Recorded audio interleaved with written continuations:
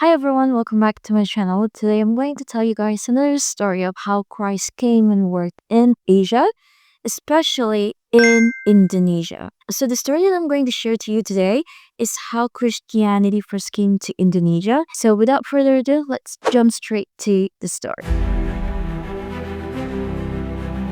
Now, for those of you who don't know, Indonesia is the fourth most populous country in the world, right after the United States of America, and it's also the third largest democracy. Indonesia is home to more than 245 million people at the moment and spread across over 17,000 islands, 17, making it the largest archipelago on Earth. Indonesia stretches in a vast arc between the Indian Ocean and the China Sea, right in the middle of Southeast Asia's most important sea routes. Its rich in natural resources makes it one of the most strategically positioned nations in the region. Now, here's something that you might not know. Christianity in Indonesia is the second largest religion in Indonesia, right after Islam. Though it's still considered as minority, Indonesia has the second largest Christian population in Southeast Asia, just right after the Philippines. And it actually has the largest Protestant population in the entire region. Across all of Asia, Indonesia ranks third in total Christian population, right behind the Philippines and China. As of 2023, there were about 29.4 million Christians in Indonesia. But what's even more interesting is the story of how Christianity came to Indonesia. It goes back much further than most people might think. Some historians, like Indonesian Orthodox priest Father Daniel Biontoro, suggest that Christianity first arrived in Indonesia as early as the 7th century. Back then, Indonesia was under the influence of the powerful Hindu-Buddhist Srivijaya Empire. It wasn't the Christianity that we know today, it's Nestorian Christianity. So it's a distinct branch brought by Arab, Assyrian, Persian traders from the Church of the East. In 1969, J. Baker S.J. wrote in Basis magazine that Catholicism had already existed in the 7th century AD, rooted in North Sumatra before spreading to other regions, including Java. Using Islamic sources, he also believed that Catholicism came from South India, either Oriental Orthodox or Nestorian, in various North Sumatra. Now, bear in mind, this was a bustling trading post, frequented by Indian traders who likely had ties to the St. Thomas Christians in India. If you don't know, St. Thomas is the direct disciple of Jesus Christ. Surprisingly, when early European travelers first set foot in North Sumatra, they reportedly found a church very similar to Roman Catholicism, prompting them to begin conversions. However, no lasting trace of that community remains. The first recorded visit by a European Christian to the Indonesian islands goes all the way back to the 14th century. Here, a Catholic Franciscan friar and missionary named Oderic Pordenone made his way through Java, Borneo, and Sumatra Islands as part of his journey from India to China. So back then, they usually had to go through these islands to go all the way to China. But the real waves of Christian activity did not begin until the early 16th century when the Portuguese arrived in the region. So in the year 1511, after receiving a letter from Rui, a Portuguese captive in Malacca, now in Malaysia, Governor Alfonso led a fleet to conquer the city. From there, the Portuguese began sending expeditions to the Spice Island, reaching places like Banda,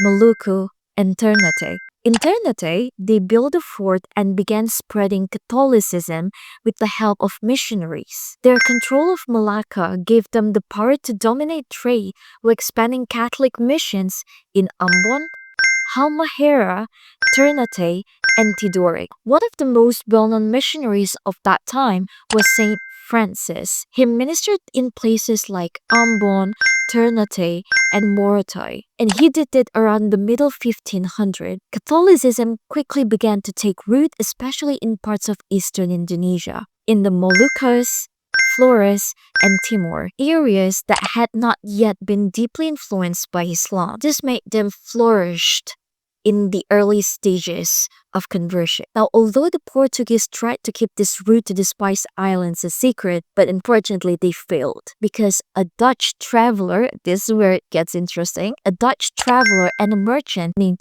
Jan Huygen van Linschoten later published a book called Itinerario, which revealed the route to the world. And that opened the door for the Dutch to enter the scene. Everyone knew the story after this, at least for the Indonesians. So in the early 17th century, a new colonial power began to rise in the Indonesian archipelago, the Dutch East India Company, also known as VOC. The VOC funded an expedition led by Cornelis de Houtman, who landed at Banten port in the year 1596. But that first visit didn't go well. It was considered a failure. However, the second expedition was way better than the first one. A second expedition led by Jacob van Dijk, van Heemskerk, and van Weerwijk went so much better.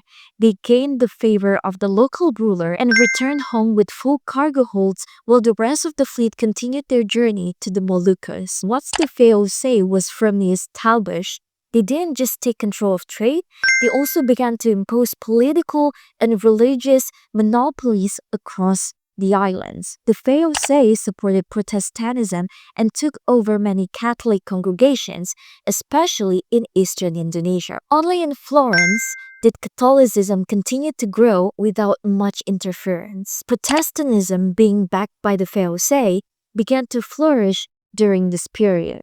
At first, the VOC wasn't really interested in spreading religion. They were so focused on profits. So missionary work was tightly controlled and limited mostly to areas that were strategic or commercially important, especially in the eastern islands. But over time, the company began to support the spread of Protestant beliefs. One pivotal figure in the history of Christianity in Indonesia was Ludwig Ingber Lemense, a German Lutheran missionary whose work left a lasting legacy in Indonesia. Why? Because in the year 1861, he founded the Batak Protestant Christian Church, also known as HKBP. Today, it stands as the largest Protestant denomination in Indonesia. Moving into the early 20th century, the Dutch colonial government introduced what they called the ethical policy, which is a program aimed at improving the welfare of Indonesians through education, healthcare, and social reforms. While that policy wasn't specifically religious, it ended up opening more doors for missionaries, especially in animist and less Islamized communities further inland. As a result, Christianity began to grow rapidly in regions like North Sumatra, Minahasa, Ambon, Flores, and Papua. But unfortunately, this growth wasn't the same everywhere because in areas like Java, Sumatra, where Islam was already deeply rooted, Christianity remained a minority religion. After Indonesia gained independence in the year 1945, the new nation adopted Pancasila as its state philosophy. Now, in Pancasila, it includes the principle of belief in the one and only God, which means Indonesia officially recognizes several religions, including Protestantism, Catholicism, Islam, Hinduism, and Buddhism.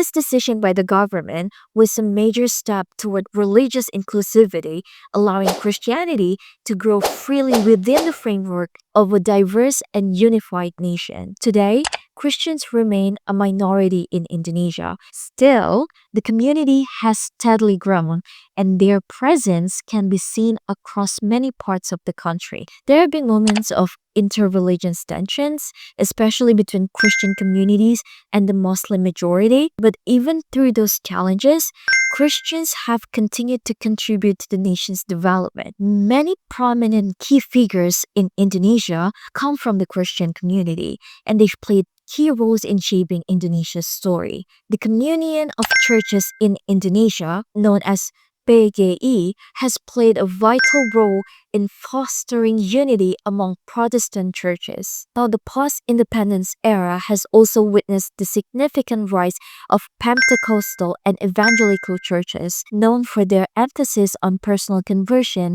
and vibrant worship. The history of how Christianity came to Indonesia was long. It was so long. I think one thing that I can learn from this story is that just because it's long doesn't mean there's no progress. There's this one very interesting statement from one of my students. A few months ago, she said that, "Oh, I didn't know that there are still missionaries now." I was like, "Oh yeah." The reason why she said that is because it's not commonly practiced in Indonesia because it's a bit sensitive. You cannot come to Indonesia and openly declare that I come to Indonesia to convert people so that they will believe in Jesus.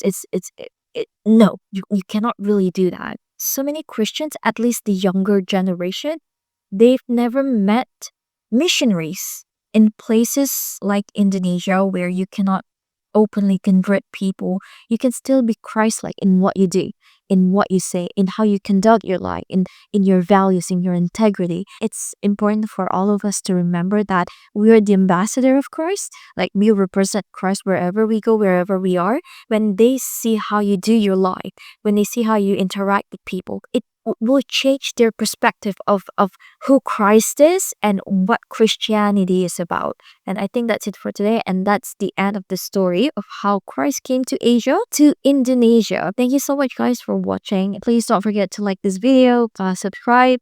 That would help a lot to support this ministry. God bless you.